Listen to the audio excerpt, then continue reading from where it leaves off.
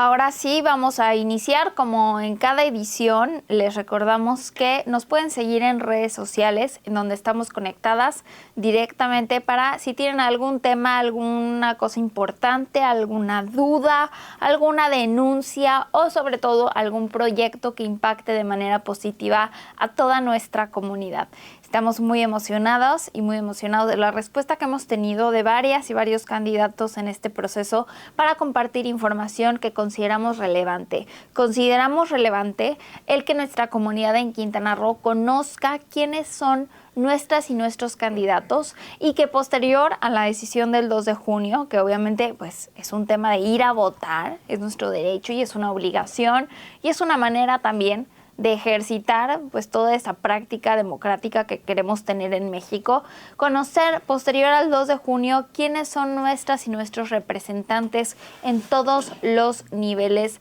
de gobierno. Así que quédense con nosotros, mientras tanto vamos a ver qué es lo más relevante de las últimas horas en la información nacional.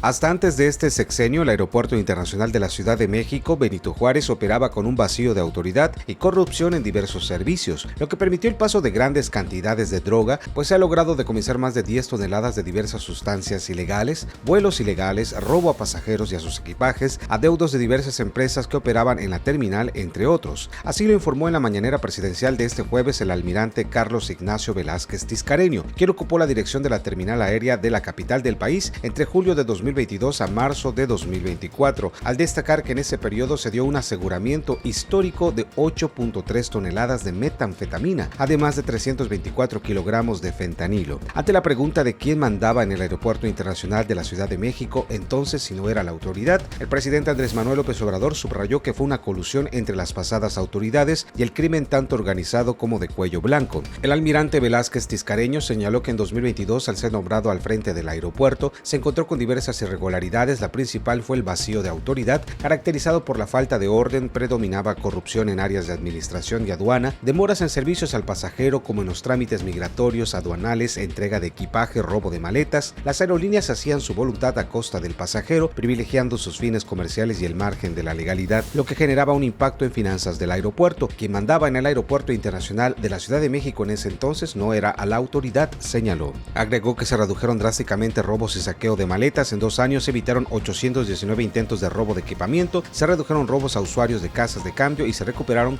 más de 103,000 objetos olvidados.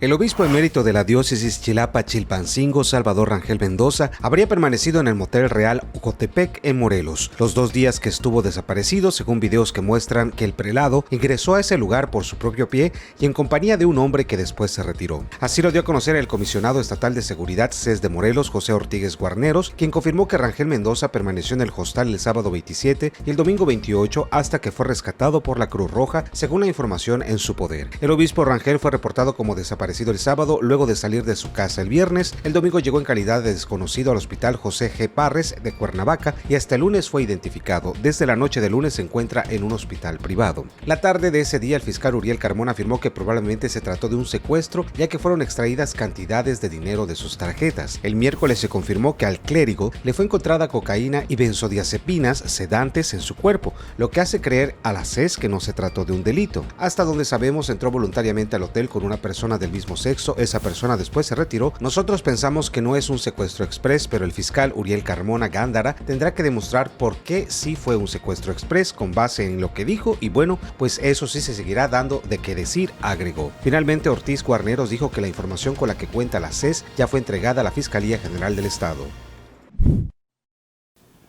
Ahora vamos a escuchar qué es lo más importante que ha sucedido en Quintana Roo y en los 11 municipios que conforman nuestro estado.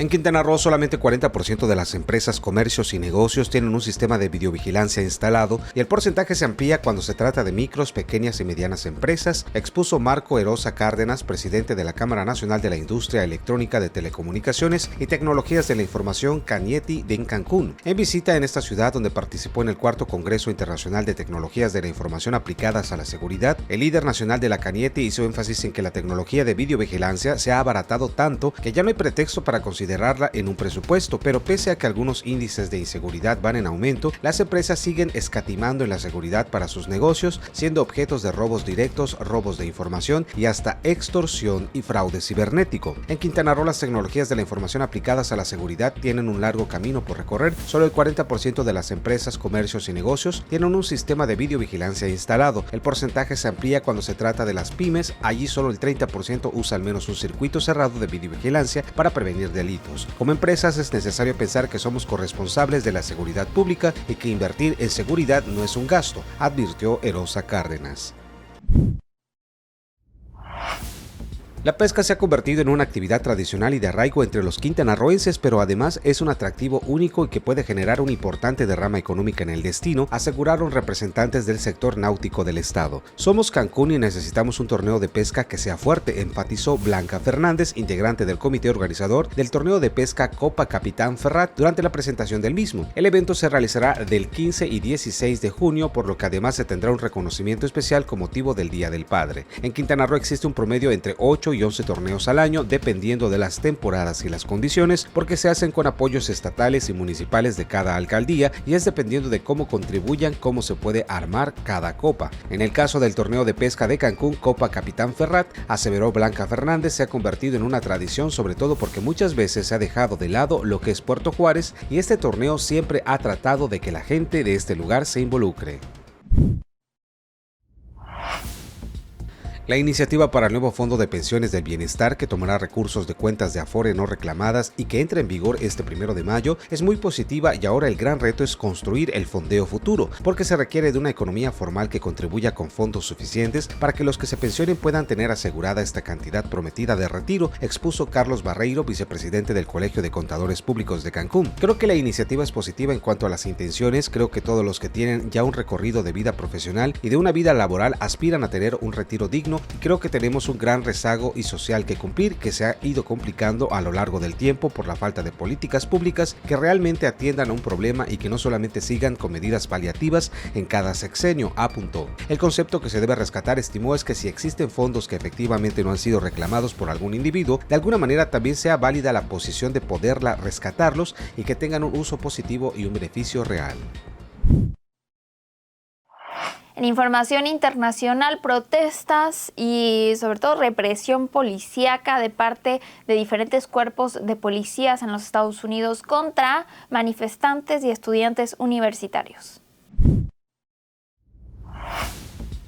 Un gran número de policías de Nueva York ingresaron la noche del pasado martes al campus de la Universidad de Columbia, luego de que funcionarios de esa ciudad aseguraron que estaba infiltrada por agitadores la protesta que realizan estudiantes en solidaridad con Palestina y en rechazo a la complicidad del presidente Joe Biden con la guerra que Israel lanzó contra la Franja de Gaza, informaron medios locales estadounidenses. Las unidades especiales de la policía irrumpieron en el edificio Hamilton Hall del campus utilizando un camión enorme y una rampa, entrando por una ventana ya que los universitarios erigieron barricadas y cerraron las puertas de entrada, reportaron medios estadounidenses. En el operativo se arrestaron manifestantes cuyo número no se ha precisado. A primeras horas del pasado martes, los estudiantes que ocuparon el edificio de la Universidad de Columbia prometieron luchar contra los intentos de desalojarlos mientras las instituciones intensificaban su presión para contener las protestas pro-palestinas que se han extendido en decenas de campus en todo Estados Unidos. La Universidad de Columbia dijo el martes que los estudiantes que ocuparon el edificio Hamilton Hall del campus corren riesgo de ser expulsados. Sin embargo, muchos de ellos prometieron mantener la protesta. Permaneceremos aquí aprovechando las lecciones de nuestro pueblo, Gaza, que se queda quieto y firme incluso en las peores condiciones, dijo desde el edificio a los periodistas una manifestante que no quiso dar su nombre. La ocupación del Hamilton Hall